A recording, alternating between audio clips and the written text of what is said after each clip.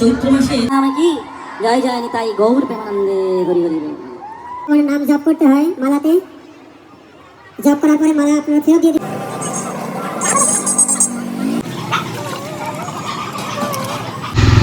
Hello guys, welcome back to my channel. আজকে যাচ্ছি একটু ঘুরু বেরোলাম, যেহেতু আজকে উইকেন্ডের দিন, উইকেন্ড স্টার্ট হয়ে গেছে, সেই জন্য তো জানি না কোথায় যাব। তো চলো দেখতে থাকো কোথায় যাই, আর সবটা তোমাদেরকে দেখাবো। চলো। তো আমি, আমার ভাস্তি আর বাবিন কিন্তু বেরিয়ে পড়েছিলাম ঘুরু করতে। তো যেতে যেতে দেখলাম এত জ্যাম লেগেছে, যে ঝামেলা লেগে গেছে রীতিমতো, বলতে পারো যে মারাত্মক ঝামেলা লেগে গেছে। মানুষ কোথা দিয়ে আসছে তোমরা নিজেরাই দেখে নাও। আর ওই বড় গাড়িটা ওই স্টিল দাঁড়িয়ে আছে, তো দাঁড়িয়ে আছে অ্যাকচুয়ালি যাওয়ার জায়গা পাচ্ছে না, অন্য দিক দিয়ে আর একটা বড় গাড়ি ঢুকিয়ে দিয়েছে। তো তারপরে যাই হোক একটু ঝামেলা হলো। তো এগুলো দেখার পরে তারপরে চলে গেলাম সোজা মেলাতে। বলো তো হাবগ্রামে যেই মেলা এসেছে, মানে জগন্নাথ দেবের মাসির বাড়ি যে বানানো হয়েছে, সেই জগন্নাথ দেবের মাসির বাড়িতে কিন্তু আমরা চলে গেলাম। তো চলো জগন্নাথ দেবের মাসির বাড়িটা তোমাদেরকে ঘুরে দেখাই। তো চলো ভিডিওটা দেখতে থাকো।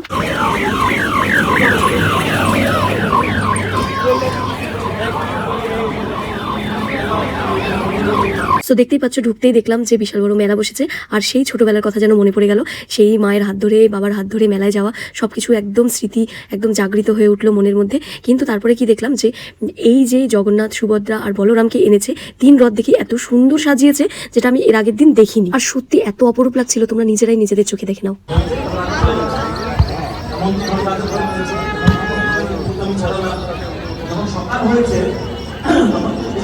এগুলো কি বানিয়েছে? ওই এগুলো কি ইসকনে থাকে নাকি বানাইছে? কি এটা কি সুন্দর!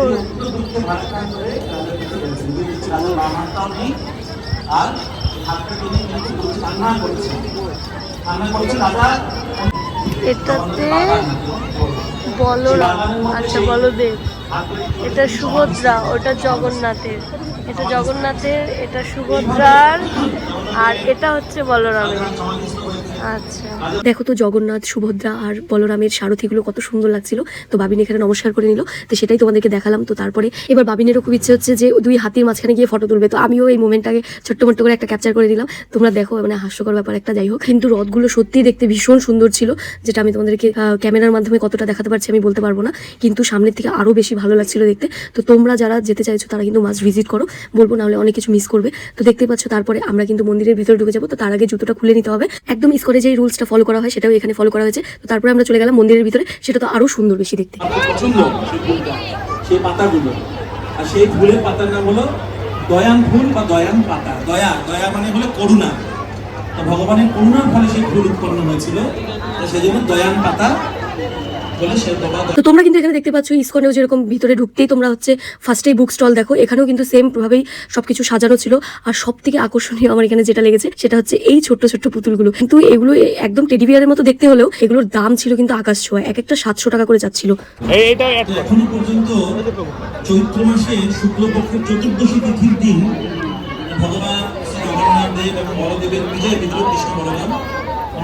আর এই যে ইনি, এনাকে আমার ইসকনে গিয়েও আমার বারবার মনে হয় যে কাউকে একজনকে বসিয়ে রেখেছে, এখানেও এসে সেম ভাবেই ওরকমই মনে হয়েছে। তো তারপরে আমরা ভেতরের দিকে গেলাম, ভেতরের দিকে গিয়ে জগন্নাথ দর্শন যখন করেছি, সেটা আর বলার, মুগ্ধ করে দিয়েছে মনকে।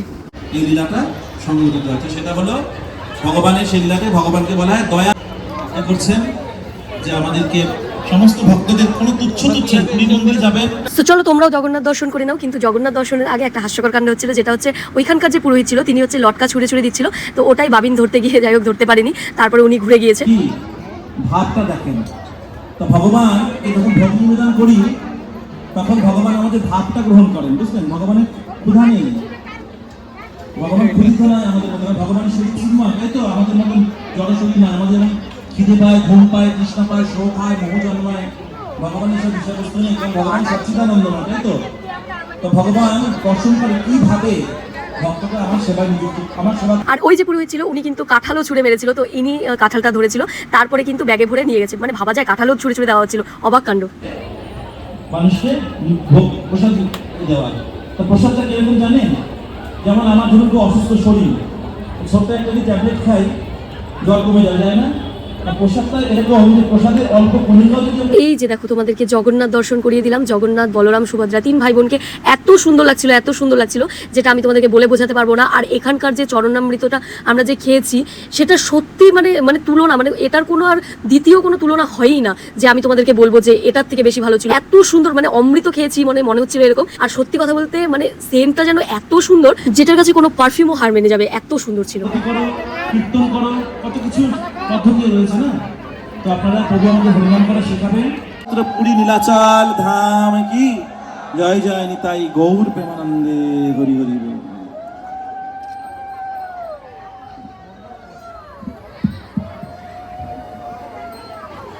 হরে কৃষ্ণ হরি বল। এতক্ষণ ধরে জগন্নাথের লীলা কথা শ্রবণ করালেন শ্রীপাদ সৌমেন প্রভু। তো প্রভুকে সমস্ত ভক্তের পক্ষ থেকে আমরা ধন্যবাদ জানাই এবং সবাই 3 বার হরিবল বলবেন হাত তুলে, তার পারমার্থিক কল্যাণের জন্য। হরিবল হরিবল হরিবল। সবাই বসবেন ধৈর্য ধরে একটু, অনেক গরম। তো আমরা এখন সকল মিলে একসঙ্গে জপ করব। ভক্তরা আপনাদেরকে জপের মালা দেবে, হাতে সবাই নেবেন, শিখিয়ে দেওয়া হবে কিভাবে ভগবানের নাম জপ করতে হয় মালাতে। জপ করার পরে মালা আপনারা ফেরত দিয়ে দিবেন। আর যারা তারপরে যখন চলে আসছিলাম তখন দেখলাম এত সুন্দর একটা গৌরনিতাইয়ের মূর্তি, যেটা আমি তোমাদেরকে বলে বোঝাতে পারবো না। তোমরা ক্যামেরাতে কতটা বুঝতে পারছো জানি না, এত সুন্দর ছিল মূর্তিটা, যেন মনে হচ্ছিল বাড়িতে করে নিয়ে আসি, এত ভালো লাগছিল দেখতে। আর অনেকেই মোটামুটি দেখছিল। আর তারপরেই আমরা চলে আসি। কেমন লাগলো? ভালোই লাগলো, কিন্তু তাড়াতাড়ি দাও, গরম তো থাকবে। আরো বেশি আমরা একদম পারফেক্ট টাইমিং এ আসছি। যখন মাঝে মাঝে মানে দর্শন করলাম, তারপরেই হচ্ছে পর্দাটা আটকে দেওয়া হলো। আরাধনায় কেমন লাগলো?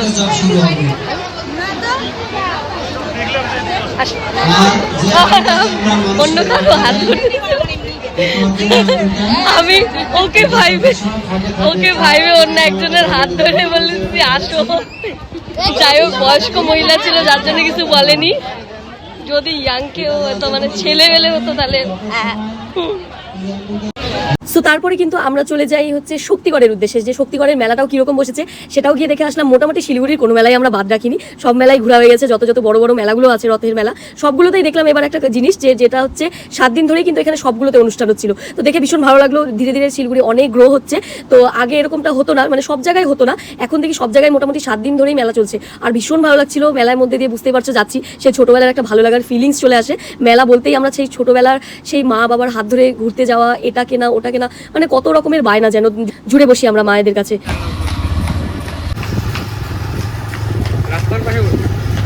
হ্যাঁ, রাস্তার কাছে না।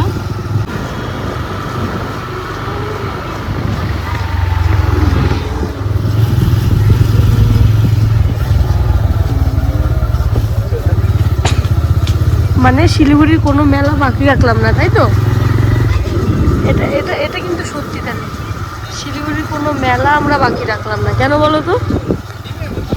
দেখো, ইসকনেরটা দেখলাম, ঠিক আছে, ইসকনেরটাও দেখলাম, তারপরে তোমার হচ্ছে রথখোলারটাও দেখলাম, তারপরে তোমার হচ্ছে ডাবগ্রামেরটা দেখলাম, হ্যাঁ বউবাজারেরটা দেখি নাই, আর হচ্ছে ফুলেশ্বরীটা দেখি নাই। ওগুলো তো অত বড় হয় না, না মেন যে বড় বড়গুলো ওগুলাই দেখা শেষ। এরপরে যেন বাবিন আমাদেরকে কোথায় নিয়ে গেছে, সেই ফুচকা খাওয়াতে মিলনপল্লীর চিলড্রেন পার্কের সামনে, মানে 25 নম্বর ওয়ার্ডে। কতটা দূরে গিয়েছি একমাত্র ফুচকা খাওয়ার জন্য। তো যাই হোক, ফুচকাটা কিন্তু অসাধারণ ছিল সত্যি। ও যে এত দূর নিয়ে গেছে, তো তারপরে গিয়ে ফুচকা খাওয়াটা মোটামুটি সার্থক বলতে পারো, কারণ ভীষণ টেস্টি ছিল। আর উনি দোকান বন্ধ করে কেবল যাচ্ছিল। অ্যাকচুয়ালি ফুচকা কখনো লাস্টের দিকে খেতে হয় না, যেহেতু টক জলটা একটু অন্যরকম হয়ে যায়, কিন্তু এখানে তাও মোটামুটি অনেকটাই ভালো ছিল। কিন্তু হয়তো ফার্স্টের দিকে খেলে জিনিসটা আরও বেশি বেশি বেশি ভালো লাগতো আমাদের।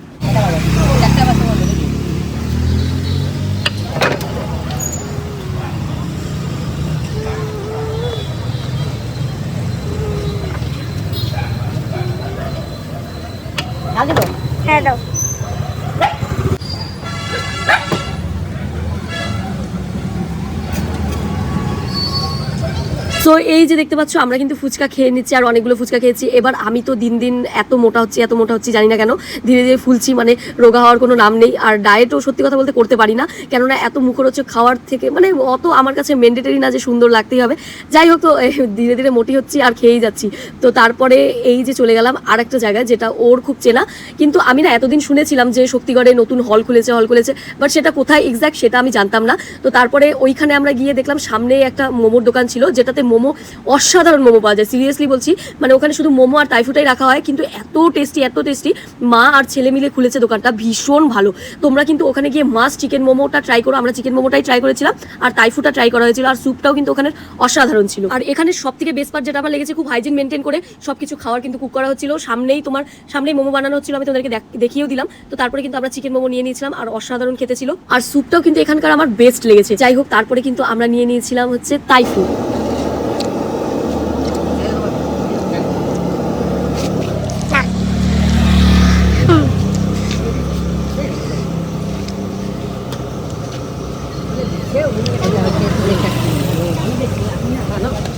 সো ভিডিওটা তোমাদের কেমন লাগলো অবশ্যই জানিও। চ্যানেলে নতুন হয়ে থাকলে চ্যানেলটিকে প্লিজ সাবস্ক্রাইব করে দিও। Thank you so much for watching my video. দেখা হচ্ছে খুব তাড়াতাড়ি নেক্সট ভিডিওতে, ততদিন ভালো থেকো, সুস্থ থেকো, চলো টাটা।